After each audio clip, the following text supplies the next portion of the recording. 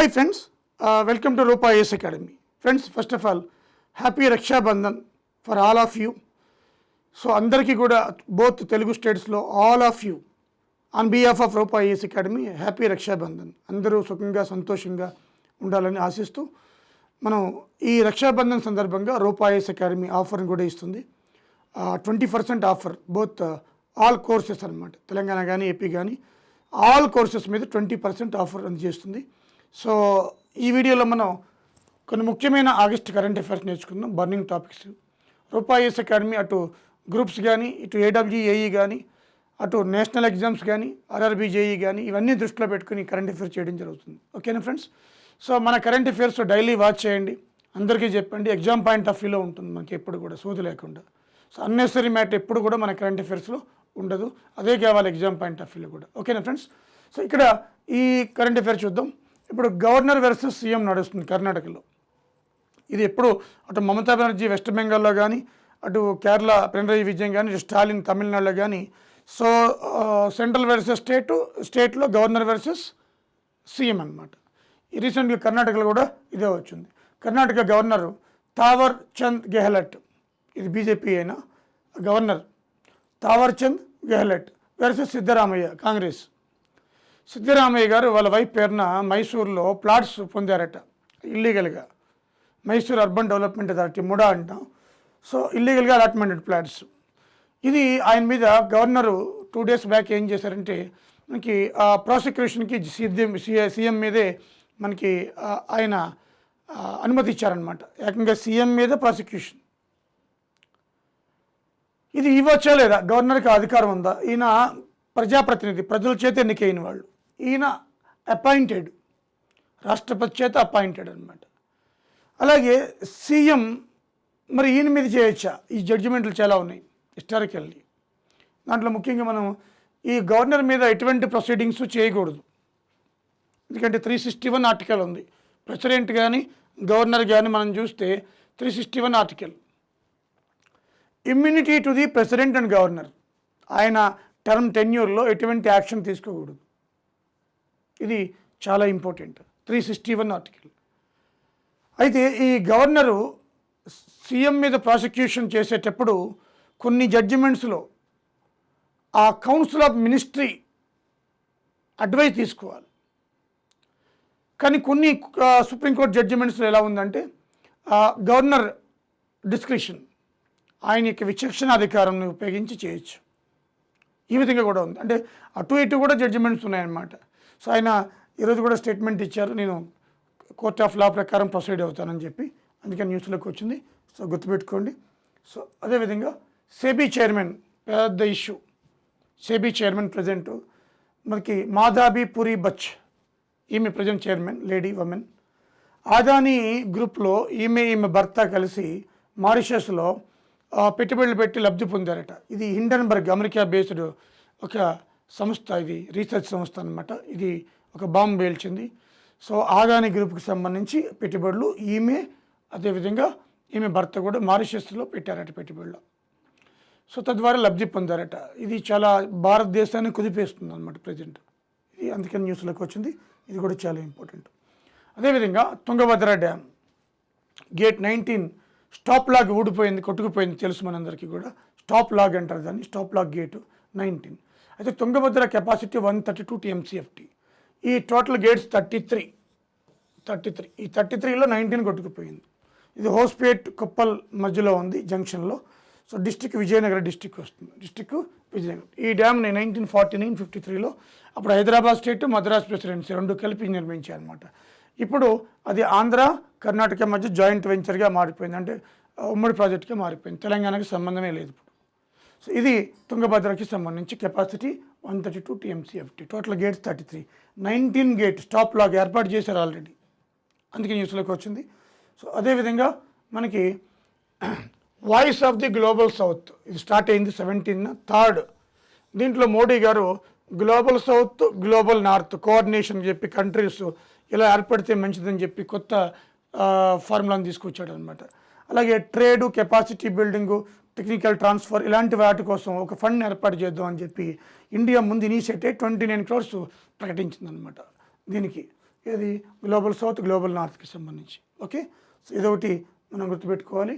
అలాగే చౌదరి చరణ్ సింగ్ ఎయిర్పోర్ట్ న్యూస్లోకి వచ్చింది, ఎందుకంటే అక్కడ రేడియో యాక్టివ్ ఎలిమెంట్స్ వల్ల అక్కడ చాలా సిబ్బంది కొంచెం ఆ ఎయిర్పోర్ట్లో రేడియో యాక్టివ్ ఎలిమెంట్స్ తీసుకొస్తూ ఉంటే కొంచెం అది క్యాన్సర్ వస్తుందని భయపడిపోయారనమాట.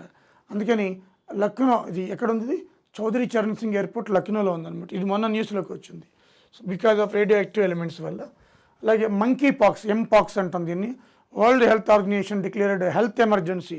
ముఖ్యంగా ఇది Congo, Republic of Congo, African కంట్రీస్లో. ఫస్ట్ టైం పాకిస్తాన్లో కూడా, ఏషియాలో ఫస్ట్ టైం పాకిస్తాన్లో ముగ్గురికి వచ్చింది. First country in Asia Pakistan, first country Pakistan, చాలా ఇంపార్టెంట్. ఏషియాలో ముగ్గురికి వచ్చింది అనమాట ఎంపాక్స్. ఓకేనా, దీన్ని జూనోటిక్ డిసీజ్ అంటాం. జూనోటిక్ చాలా ఇంపార్టెంట్ వర్డ్.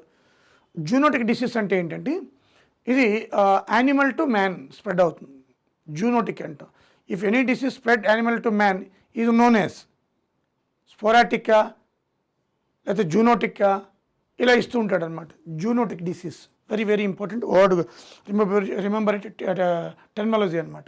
అలాగే ఆర్థోపాక్సీ వైరస్, ఈ వైరస్ పేరు ఏంటంటే ఎంపాక్స్ లేదా మంకీ పాక్స్. దీనివల్ల వస్తుందంటే ఆర్థోపాక్సీ వైరస్, ఇది కూడా చాలా important, definitely question brothers. Okay, so అదేవిధంగా జీబ్రా ఫిష్, ఇది రీగ్రో స్పైనల్ కార్డ్ అట, ఇది కొత్తది. అంటే zebra fish spinal cord damage అయినప్పుడు అది రీగ్రో అవుతుంది. కొత్త ఆలోచనలు వచ్చాయి. మనకి హ్యాండ్ కట్ అయినప్పుడు హ్యాండ్ రీగ్రో ఎందుకు కాదు? ఒక బల్లికి తోక కట్ అయితే తోక వచ్చేస్తుంది, మనకి చేయి కట్ అయితే చేయి ఎందుకు రావడం లేదు? ఇప్పుడు ఫిష్లో కూడా వస్తుంది. దాంట్లో ఏమున్నాయి, అసలు నర్వస్ సిస్టమ్ ఎలా ఉంది, సెల్ గ్రోత్ ఎలా ఉంది, ఇవి పరిశోధన చేస్తున్నారు, అందుకే న్యూస్లోకి వచ్చింది. అలాగే పోర్ట్ అస్కాయిగ్, ఇది లేయర్స్ ఆఫ్ రాక్ అంటాం, దాంతో ఏర్పడిందట. దీన్ని స్నోబాల్ ఎర్త్ అంటారు అనమాట. ఇది స్కాటిష్, ఐరిష్ దేశాల్లో ఉంది, ఇది రాక్ అనమాట, అందుకే న్యూస్లోకి వచ్చింది. పోర్ట్ అస్కాయిగ్, రాక్ లేయర్స్ ఏర్పడింది పోర్ట్ అనమాట ఇది. ఓకే, అలాగే బ్లైండ్ కేవ్ ఫిష్, ఇది ఇంకో ఫిష్. దీని మీద వెరైటీ ఏంటంటే టేస్ట్ బడ్స్ ఉన్నాయట ఆన్ హెడ్ అండ్ చిన్. గడ్డం మీద, నేను గడ్డం మీద, హెడ్ మీద కూడా టేస్ట్, నాలుగు మీద ఉంటాయి. నేను గడ్డం మీద అలాగే హెడ్ మీద ఉన్నాయట, అది డిఫరెంట్. సో అది. అలాగే యుఎన్ రిపోర్ట్ చూసుకుంటే బంగ్లాదేశ్కి సంబంధించి రీసెంట్గా 650 మంది చనిపోయారట, 650 మంది ఈ రీసెంట్ బంగ్లాదేశ్ ఇష్యూలో, అల్లర్లు అనమాట. ఓకే, సో అదేవిధంగా శ్రీకాంత్, అలాగే పాణిని సింగం, శ్రీకాంత్ పాణిని సింగం, ఈయన గుంటూరు శాస్త్రవేత్త, ఈ నాసాలో పనిచేస్తున్నాడు. మార్షల్ ఇన్నోవేషన్ అవార్డు ఈయనకి ఇచ్చారనమాట. ఈయన ఆస్ట్రోఫిజిక్స్ సైంటిస్ట్ అట. సో ఆస్ట్రోఫిజిక్స్ సైంటిస్ట్ ఏమిచ్చారు, మార్షల్ ఇన్నోవేషన్ అవార్డు. గుంటూరు శాస్త్రవేత్త, నాసా అవార్డు వచ్చిందనమాట గుంటూరు. ఓకేనా, సో అదేవిధంగా మనకి నేషనల్ ఫిల్మ్ అవార్డ్స్ 2022 ప్రకటించారు. ఇది కూడా ఇంపార్టెంట్, నేషనల్ ఫిల్మ్ అవార్డు. దీంట్లో ఆత్తం, ది ప్లే అనమాట అర్థం. ఆత్తం మలయాళం బెస్ట్ ఫిల్మ్ అవార్డు వచ్చింది. రిషబ్ శెట్టి కాంతారా మూవీకి బెస్ట్ యాక్టర్, మూవీ పేరు కాంతారా బెస్ట్ యాక్టర్ అనమాట. బెస్ట్ యాక్టర్స్ ఇద్దరికి వచ్చింది, నిత్యా మేనన్. అలాగే ఇది ఈమెకి తిరుచుతంబాలం తమిళనాడు ఫిలిం అనమాట. అలాగే Manasi Parekh actress, Gujarati film Kutch express వీళ్ళిద్దరికి ఇచ్చారనమాట. అంటే యాక్ట్రెస్ ఇద్దరికి ఇచ్చారు, నిత్యా మీనన్, మనాసి ప్రకాష్కి గుజరాత్ ఫిలిం కచ్ ఎక్స్ప్రెస్ మూవీకి ఇచ్చారు. నిత్యా మీనన్కి తమిళ్ ఫిలిం తిరుచిత్రంబాలం తమిళనాడు. ఓకేనా, సో అదేవిధంగా Gulmohar best Hindi feature film award వచ్చింది. ఏఆర్ రెహమాన్కి బెస్ట్ మ్యూజిక్ డైరెక్టర్. పొన్నైసెల్వన్ 1, ఈ పొన్నైసెల్వన్ 1కి చాలా మల్టిపుల్ అవార్డ్స్ వస్తాయి, సినిమాటోగ్రఫీ కానీ చాలా అవార్డ్స్ వచ్చాయి, మల్టిపుల్ అవార్డ్స్ అనమాట. ఓకే, అలాగే థాయిలాండ్ పిఎం, కొత్త పిఎం వచ్చారు, 37 years యంగ్ లేడీ. ఆమె మనకి పెత్తనోగాత్రం